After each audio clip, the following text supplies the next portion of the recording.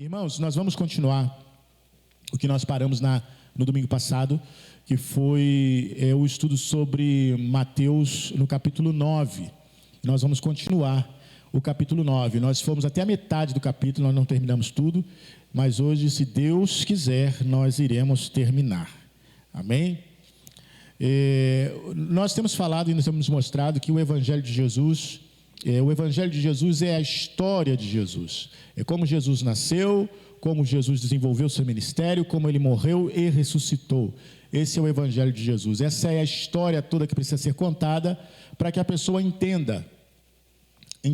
Mas aliado a essa história, existem outras histórias que nos ajudam a entender. Como, por exemplo, a história da queda do homem, a história do pecado do homem, a história do afastamento do homem de Deus e o desejo de Deus de recuperar o homem perdido. Ontem, no culto de domingo, no culto de Natal, nós falamos sobre essa necessidade dessa história ser contada. Sabe, cada dia eu me sinto mais convencido disso, de que a história de Jesus, das boas novas de salvação, precisa ser contada. Por quê? Porque, irmãos, as pessoas estão se esquecendo de quem Jesus é. Não todas as pessoas, mas muitas pessoas estão esquecendo. Sabe, nós vivemos num mundo, irmãos, que nós não podemos... Jesus falou isso, Jesus já tinha falado, olha, quando disserem, o Cristo está ali, o Cristo está aqui, o Cristo está lá, para você não sair do seu lugar, você ficar onde você está. E por que ele disse isso? Não é que Jesus ia aparecer ali ou Jesus ia aparecer lá, não é isso não. É que tanta gente apresenta tanta versão de Jesus, Jesus segundo fulano, Jesus segundo Beltrano, não, e nós queremos Jesus segundo a Bíblia, é isso que nós queremos. Nós não queremos Jesus segundo sei lá quem. Eu quero Jesus segundo a Bíblia, né? Eu quero que a gente olhe, leia a Bíblia e veja o que está escrito, mas nesses dias... nós precisamos, eu tenho pedido a Deus isso, que 2022 seja um ano de avivamento, ou de reavivamento, porque nós precisamos disso, a igreja do Senhor precisa disso. Sabe, eu não estou querendo dizer em todos os lugares, mas em muitos lugares as pessoas perderam a visão do Evangelho de Jesus, e eles estão pensando qualquer coisa. Irmãos, preste sua atenção, as notícias sobre coisas simples, por exemplo, da pandemia. Se você recebe alguma notificação no Twitter, essas coisas assim, vem uma notificação. A vacina tal funciona amplamente para tal. Aí daqui a pouco vem outra notificação. A vacina tal não funciona. Fulano disse que a vacina funciona. Aí vem outro. Fulano falou que a vacina não funciona.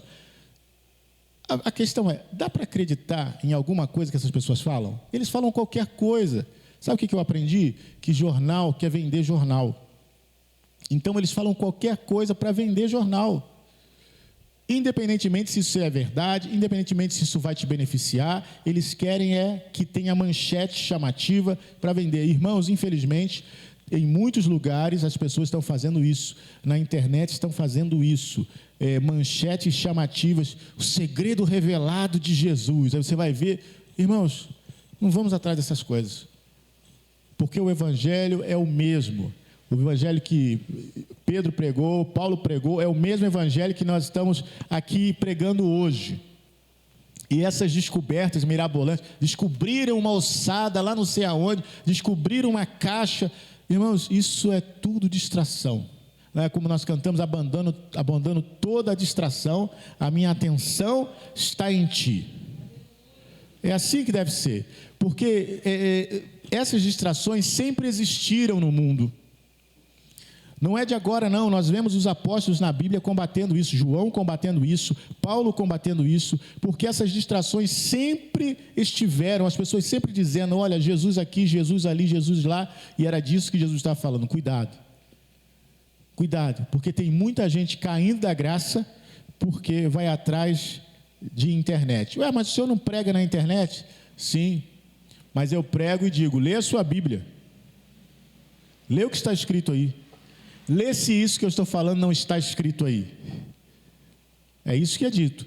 né? Eu não digo nenhuma história mirabolante que não pode ser provada pela Bíblia. Bom, vamos lá. Capítulo 9. Nós vamos começar hoje no versículo de número 18. Os versículos anteriores falavam sobre o jejum, e nós chegamos a falar alguma coisa.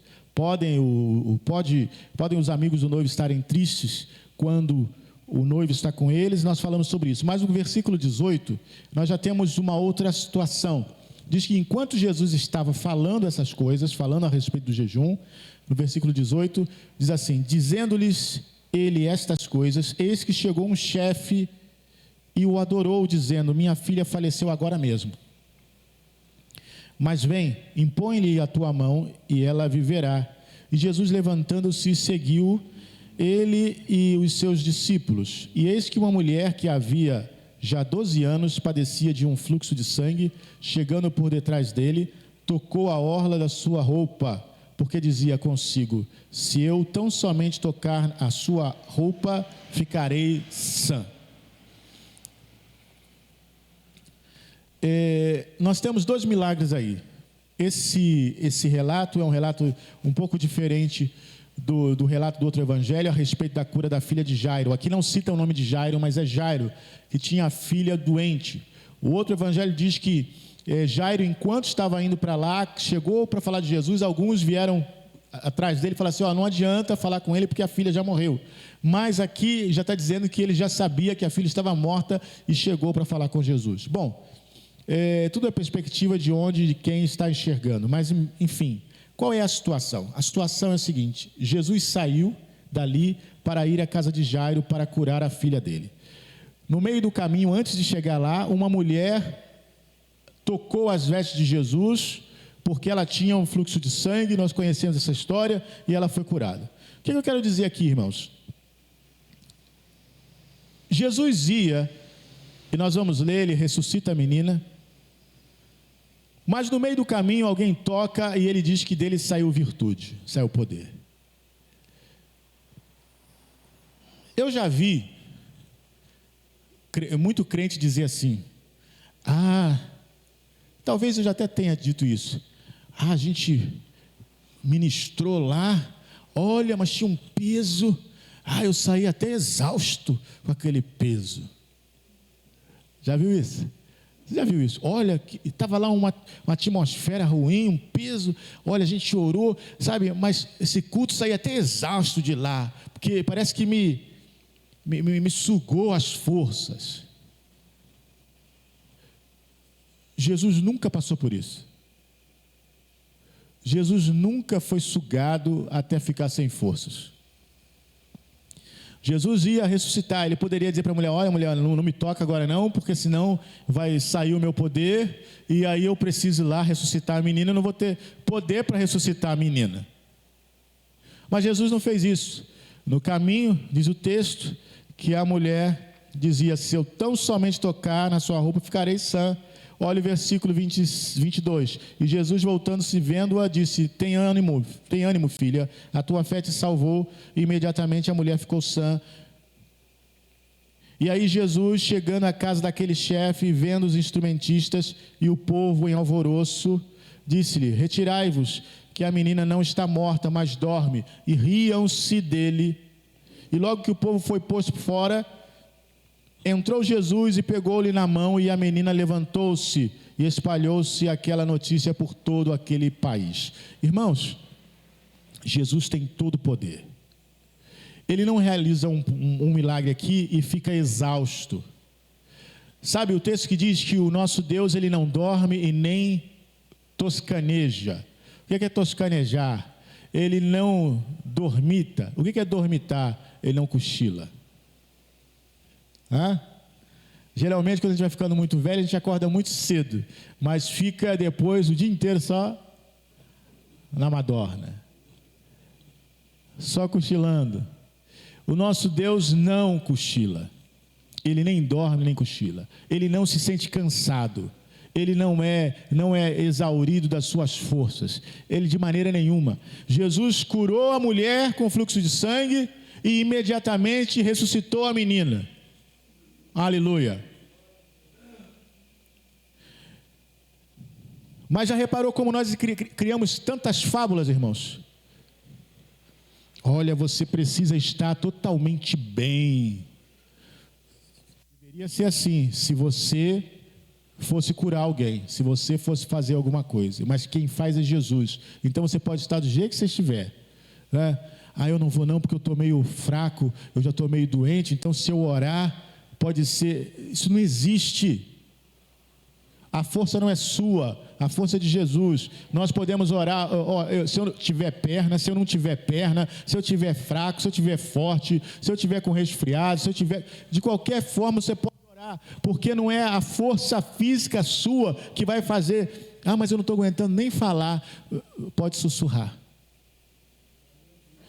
Em outras situações eu digo até que é até mais bíblico, porque a Bíblia diz impor as mãos sobre os doentes. Impor as mãos sobre os doentes. Não precisa nem orar se for o caso, impõe as mãos. É por isso que, irmãos, nós não vemos tantas curas, sabe por quê? Porque nós acreditamos que somos nós. A gente fica escolhendo palavras, Senhor, amantíssimo Deus, em nome de Jesus. Não, esse eu já testei, vou tentar outra coisa. Jesus. Isso a gente fica escolhendo palavras. Não é assim que a coisa acontece, não é assim que o milagre acontece, sabe? Tem gente que vai pensar assim, isso aí é falta de fé. Não, isso talvez seja o ápice da fé. Olha só, eu simplesmente, a sombra de Pedro curava. Por que a sua sombra não pode curar? Mas quem sou eu, né? Pedro, não era Pedro. Era o Espírito Santo que estava em Pedro. É isso que as pessoas não entendem. Tem gente que acha que é a santificação dele que faz. Não é a nossa santificação que faz, é a presença do Espírito Santo que faz. Então, Jesus não se cansa, Jesus não se fadiga, Jesus não é exausto, Deus, não é possível sugar todo. Olha, quanto mais bênçãos nós recebemos de Deus, mais bênçãos Deus tem para dar. Os estoques de Deus são infinitos. Os estoques de Deus são infinitos. É por isso que eu não creio num Deus mesquinho, num Deus que quer que seus filhos fiquem passando necessidade. Irmãos, nós podemos até passar necessidade, mas eu tenho certeza que esse não é o desejo de Deus para nós. E nem que Deus está punindo. Estou passando isso, isso aí Deus está pesando a mão, isso é luta. Isso aí, se não fizer um jejum, um arrependimento, não vai ver isso mudar, não. Eu não acredito nisso. Porque se nós somos filhos, Deus está nos punindo com pobreza, doença, enfermidade, desastre, prejuízo. Se nós que somos filhos estamos sendo punidos assim, imagine o mundo então. O mundo realmente está perdido. Então esse é Jesus, aquele que cura. A notícia de que ele levantou a menina é interessante. Nessa cura da menina, a gente vê aqui algumas coisas. Que a menina que tinha morrido tinha instrumentistas, tinha o povo em alvoroço. Quando alguém morria, irmãos, era um evento, né? Tinha música tocando, tinha aquele negócio, tinha até os pranteadores profissionais. Já viu isso? De repente alguém morreu, não era muito bem querido assim, não tinha tantos amigos, então você contratava umas pessoas para ir chorar no enterro, para não ficar feio, né? Então, olha como amavam ele. Tem tanta gente chorando. Era gente contratada para chorar. Que absurdo, né? E aí Jesus fala, olha, bota esse povo todo para fora. Porque a menina não está morta, mas ela dorme. E aí Jesus realiza o milagre. Versículo 27. E partindo Jesus dali, seguiram-no 2 cegos, clamando, dizendo, tem compaixão de nós, filho de Davi. E quando chegou à casa, os cegos se aproximaram dele. Jesus disse-lhes, credes vós que eu possa fazer isto? Disseram-lhe eles, sim, Senhor. Tocou então os olhos deles, dizendo: seja-vos feito segundo a vossa fé. E os olhos se lhes abriram, e Jesus abençoou-os, dizendo: olhai, que ninguém o saiba. Mas tendo eles saído, divulgaram a sua fama por toda aquela terra. Eu já tenho falado isso aqui, irmãos. A minha mente e o meu coração, eles perseguem o entendimento dessas palavras de Jesus. Porque eu não sei quanto aos outros pastores, não posso falar quanto respeito aos outros, mas posso falar comigo. Eu quero pregar aquilo que eu creio e aquilo que eu experimento. Eu não quero pregar uma coisa simplesmente na Bíblia porque está na Bíblia, ou porque está todo mundo pregando, ou para causar uma sensação. Eu não quero fazer isso. Eu quero pregar aquilo que é realmente realidade, que eu vivo isso. E aqui o texto fala dos dois cegos, né? No outro evangelho fala que é um cego, aqui fala que é dois cegos. E Jesus pergunta para eles, o que Jesus pergunta para eles? Vocês acreditam que eu possa fazer isto?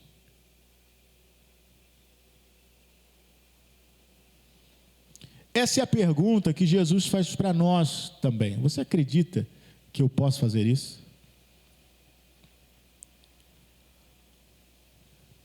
Muitas vezes nós somos crentes e nós falamos: eu acredito, Senhor. Mas na verdade a gente não acredita. Você acredita? Você acredita que Deus pode mudar a sua situação do dia para a noite, como fez com Samaria? Deus pode mudar? Eu acredito. Não, você não acredita. Sabe por que você não acredita?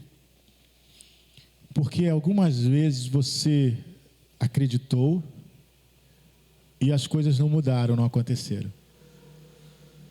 Aí você fica com medo de acreditar de novo.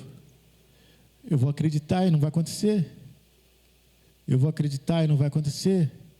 Eu vou acreditar e não vai acontecer. E é isso que bate na nossa cabeça. Esse é um processo de incredulidade que o inimigo tenta instalar no nosso coração. O que acontece? Quando nós cremos, eu não quero dizer aqui que você não recebeu porque não creu, não é isso que eu quero dizer. Mas eu quero dizer que é importante que você continue crendo.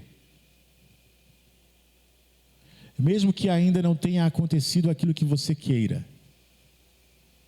Continue crendo. Por quê? Eu não sei qual é a idade daqueles homens, daqueles cegos. Eu não sei se eles tinham 20 e poucos anos, ou se eles tinham 30 e poucos anos, ou se eles tinham 40, 50, 60 anos, não sei qual era a idade deles. Mas eu sei que muitas vezes eles devem ter desejado enxergar. Mas eles encontraram Jesus para ser curado uma única vez. Muitas vezes nós desejamos, mas não está no tempo ainda de Jesus manifestar o seu poder. Isso é uma coisa difícil para alguns entenderem, porque a gente lê, eu também leio lá, e fez na hora, eu quero na hora, eu quero agora. Mas Jesus está dizendo: olha, vai chegar um tempo, vai chegar uma hora. Ah, pastor, não era isso que eu queria ouvir agora de manhã, não, eu queria que fosse agora. Eu também queria que fosse agora. Mas aqueles homens esperaram não sei quantos anos, mas um dia eles encontraram com Jesus, e Jesus mudou a história deles. Sabe o que é recuperar a visão, irmãos? Não, nós não sabemos. Uma coisa é você recuperar a visão hoje, em 2021. Outra coisa é você recuperar a visão no tempo de Jesus. Recuperar a visão hoje é excelente, é ótimo, para quem não via, isso é a coisa maravilhosa, coisa muito linda, mas lá tinha um peso maior. Por quê? Porque aqui você sim vai ter as suas dificuldades e limitações. Mas lá você era simplesmente considerado amaldiçoado. Porque você nasceu com um defeito. Eles nasceram cegos. Nasceu com defeito é amaldiçoado.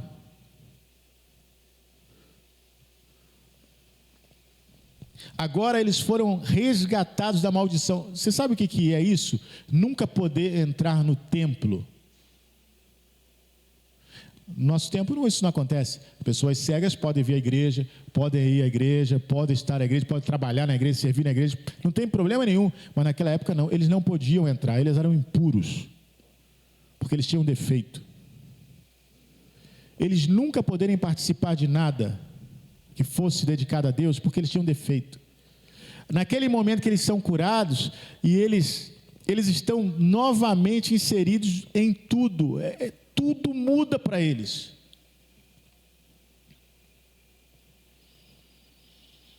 Então, quando Jesus cura o cego, irmãos, isso tem algo, é muito maravilhoso. E olha, isso tem um outro ponto. Vamos pensar que nós éramos os cegos. Nós vivíamos no mundo sem visão, e Jesus curou a nossa visão. E agora nós temos acesso à entrada no trono celestial, no trono de Deus, porque agora nós podemos ver. O hino do Inário fala isso: eu era cego, e agora eu posso ver. Eu era cego, e agora eu posso enxergar. Eu era cego, agora eu vejo a luz. Eu era cego, agora eu vejo. Agora eu fui inserido na presença de Deus, porque eu era cego. Cegueira, irmãos, espiritualmente falando, é relacionada à ignorância. Nós não sabíamos, nós éramos ignorantes, nós não sabíamos de nada. Nós fazíamos as coisas porque não sabíamos, mas agora nós sabemos. Versículo 32. E havendo eles partido, havendo eles retirado, trouxeram-lhe um homem mudo e endemoniado, e expulsou o demônio, e falou o mudo. E a multidão se maravilhou, dizendo: nunca tal se viu em Israel. Mas os fariseus diziam: ele expulsa os demônios pelo príncipe dos demônios. Nunca em Israel surgiu alguém que expulsava os demônios. A pessoa era muda por causa de um demônio. O demônio foi expulso, a pessoa falou. Eu não estou dizendo com isso que todo mudo é endemoniado, não é isso que eu estou dizendo. Certo? É bom dizer isso, porque as pessoas falam assim: o pastor falou lá que a pessoa era muda porque tinha um demônio. Aqui nessa situação. Tem outras pessoas que têm outros problemas. Não é questão de demônio, não. Certo? Expulsou o demônio, o mudo falou. A multidão se maravilhou. Versículo 35. E percorria Jesus todas as cidades e aldeias, ensinando nas sinagogas deles e pregando o evangelho do reino e curando todas as enfermidades e moléstias entre o povo. E vendo as multidões, teve grande compaixão delas, porque andavam cansadas e desgarradas, como ovelhas que não têm pastor. Então disse aos seus discípulos: a seara é realmente grande, mas poucos os ceifeiros. Rogai, pois, ao Senhor da seara que mande ceifeiros. O olhar de Jesus sobre o mundo. Eu sei, irmãos, que nós, às vezes, nos irritamos. Eu, pelo menos, às vezes me irrito. Vou confessar aqui que me irrito. Porque a gente está pregando o evangelho, está falando de Jesus, e tem muita gente que não está nem aí. E às vezes você até mora perto de você, você conhece, a pessoa está numa miséria só. Mas você fala: vamos lá na igreja, vamos. Eu vou ver. Um dia eu ainda vou com você, um dia ainda vou.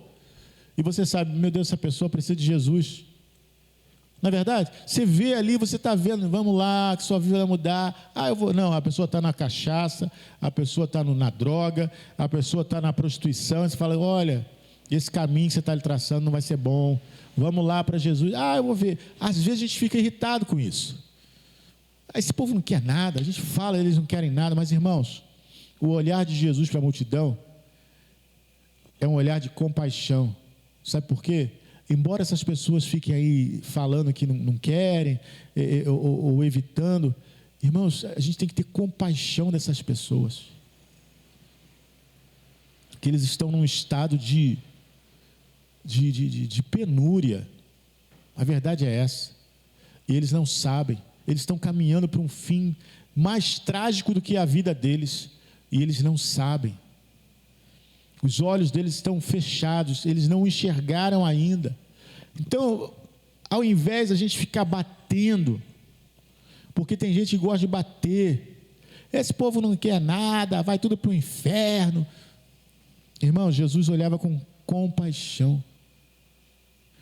Já viu o pregador irritado? Eu posso ter cara de irritado, irmãos, e eu sou irritado muitas vezes, mas eu conheço o amor de Deus e estou pregando o amor de Deus. Eu posso até me irritar, mas Deus mantém o seu amor. E a gente tem que entender isso. Quantas vezes, irmãos, eu já cheguei até irritado, mas Deus fala assim: fala do meu amor. Porque Deus ama, Deus amou o mundo de tal maneira, é isso que está escrito.